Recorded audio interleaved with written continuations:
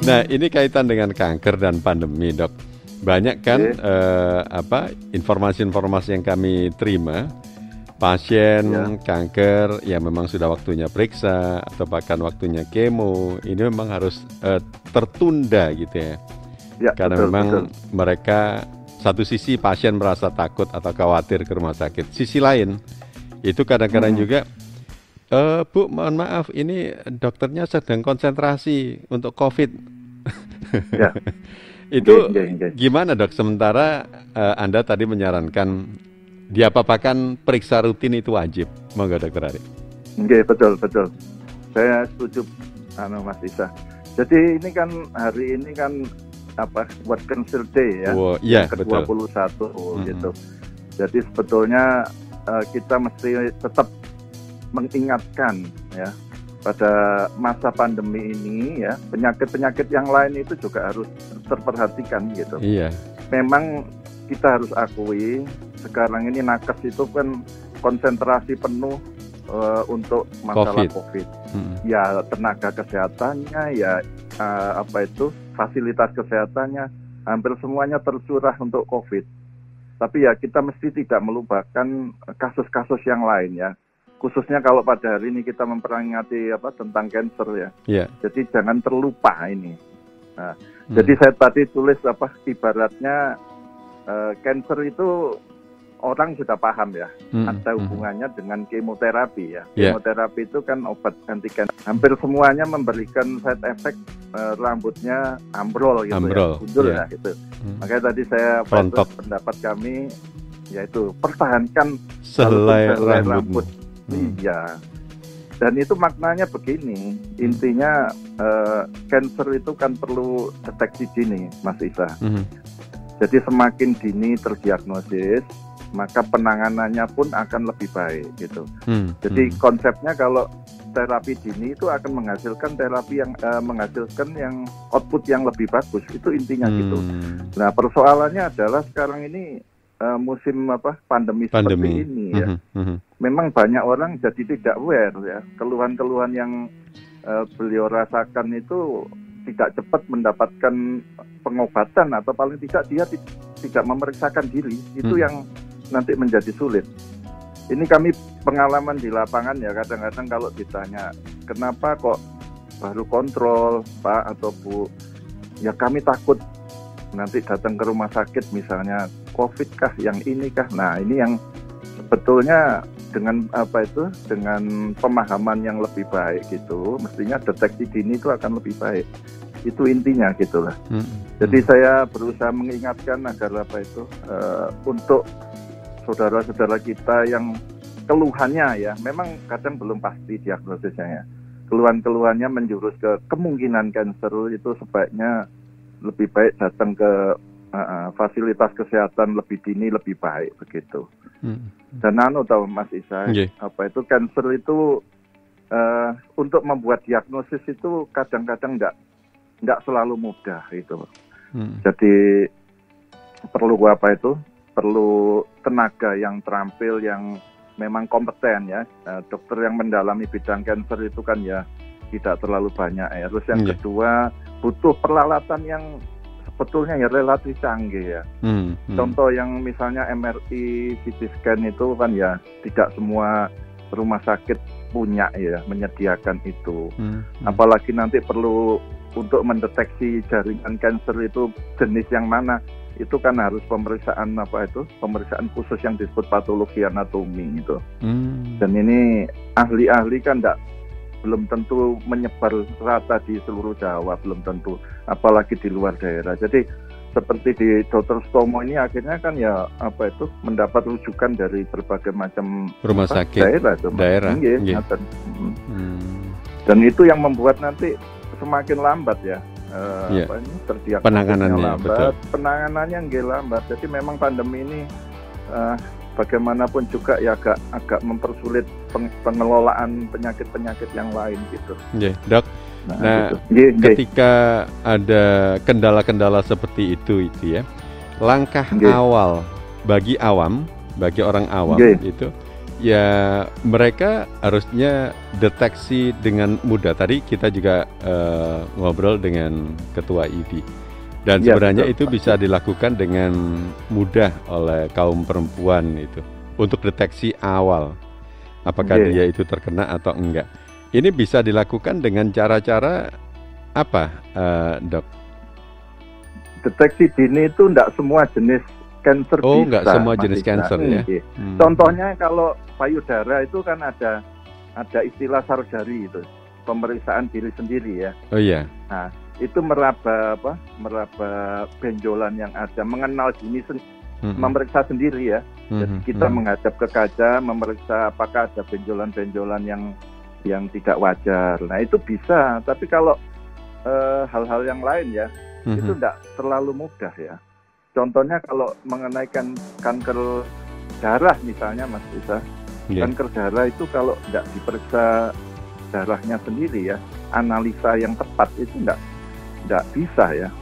Kadang-kadang sampai harus diperlukan aspirasi itu sumsum tulang. Jadi sumsum tulangnya diambil, sampelnya nanti kita analisa, itu baru ketemu diagnosa kanker darah. Jadi tidak semua kanker itu mudah terdeteksi ya. Kalau di bidang kandungan misalnya, maaf ini saya sedikit singgung.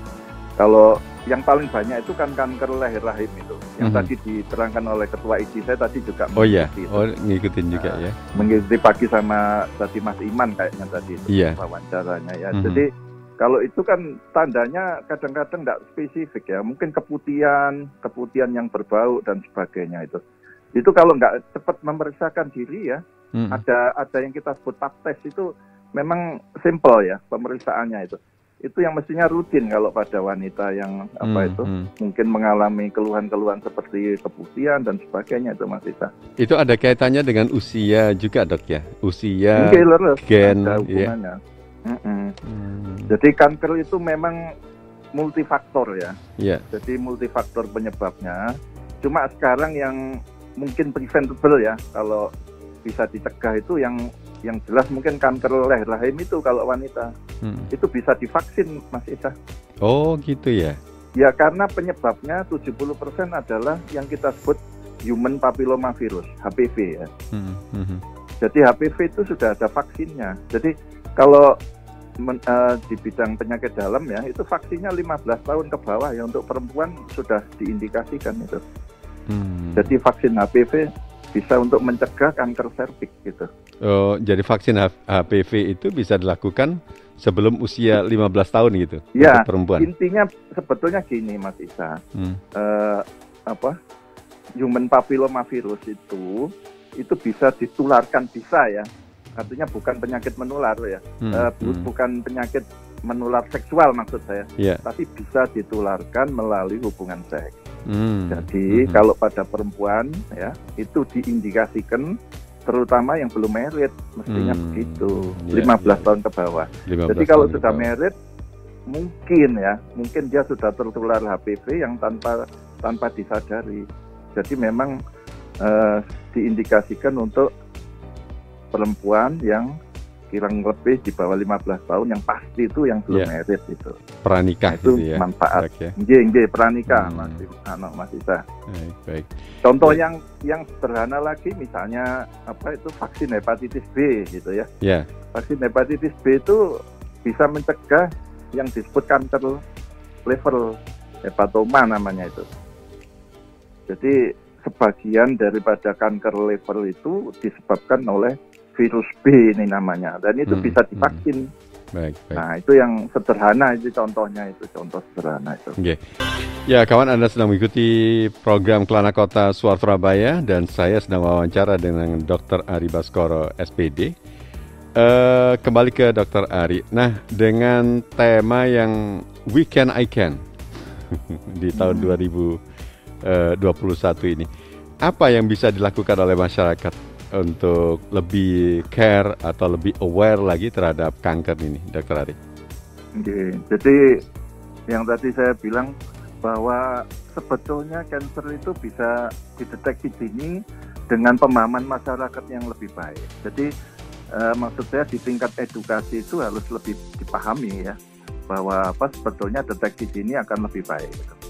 Apa yang saya maksud begitu? Ini contoh-contoh banyak ya. Yeah. Kalau misalnya yang mudah misalnya gitu. Kalau pada laki-laki itu kan terbanyak kanker paru misalnya Mas Isang ya. Yeah. Jadi kalau batuk yang lama atau yang disertai batuk darah misalnya itu ya. Apalagi berat badannya cepat susut menurun gitu. Nah, ini segera harus ya apalagi, segera ya. Apalagi yang ada riwayat perokok. Karena memang rata-rata penyandang kanker paru ini kan orang-orang yang perokok gitu loh. Jadi harus istilahnya mawas diri. Cepat istilahnya mengevaluasi diri. Yeah. Kira-kira saya sakit ini sakit wajar apa enggak, begitulah kira-kira begitu.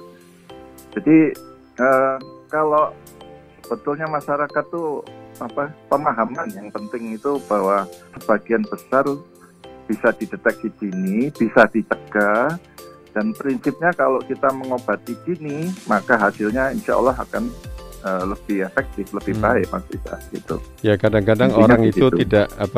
Tidak berani melihat kenyataan itu apa Dok? Leres itu, memang begitu. Pengalaman kita memang rata-rata 70% ke atas ya. Itu kanker sudah ketemu stadium lanjut. Oh. Memang begitu. Ya, begitu. 70% ya. Ya, kurang lebih sekitar itu angka-angka begitu. Jadi sudah agak sulit ditangani begitu. Stadium lanjut itu stadium ke-4 Dok ya sudah ya masuk. Stadium 4 ya. Kalau stadium 4 itu istilahnya metastase. Metastase itu misalnya tumornya katakanlah ini misalnya di kulit gitu ya. Yeah.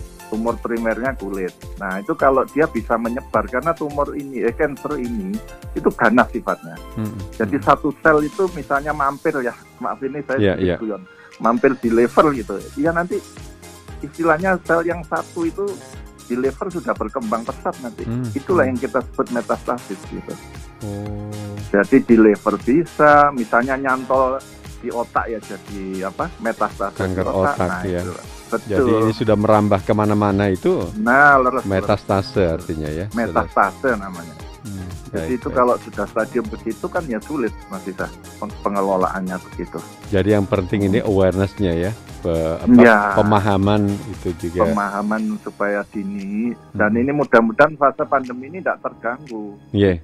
Betul. Jadi jangan takut untuk memeriksakan diri secepatnya begitu ya. Layanan di bidang ini di rumah sakit itu ya tetap buka normal kan Dok? Normal sebetulnya Mas Isa. Cuma memang kita harus akui ini semua kasus itu turun ya. Oh, mungkin turun atau memang nggak ada yang periksa, yang berani periksa Dok? Enggak, menurun banyak. Kalau ditanya ya, yang di luar COVID loh Mas Isa ya. Kalau mereka ditanya kenapa ya rata-rata itu khawatir nanti ketularan yang dan sebagainya gitu loh. Betul. Jadi ya memang inilah suatu dampak pandemi ini sesuatu yang tidak terduga yang dampaknya ke penyakit lain. Betul. Dr. Ari matur nuwun waktunya. Meluangkan waktu sebentar bersama kami di Surabaya. Bareng Dok, assalamualaikum. Sami-sami. Waalaikumsalam.